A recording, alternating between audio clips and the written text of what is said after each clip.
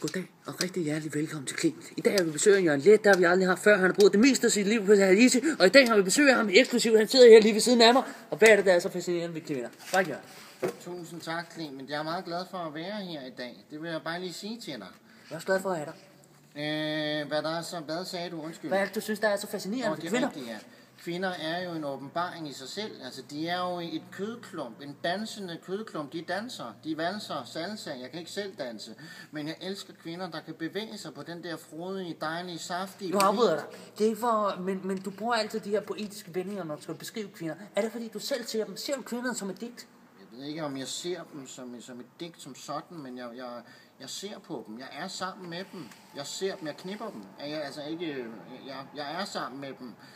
Og derfra, så jeg kan spørger lige ud. Hvor mange knipper har du? Hvor mange kvinder har du klippet? Jamen, nu er det jo ikke et tal, som jeg sådan har. Måske cirka 1304.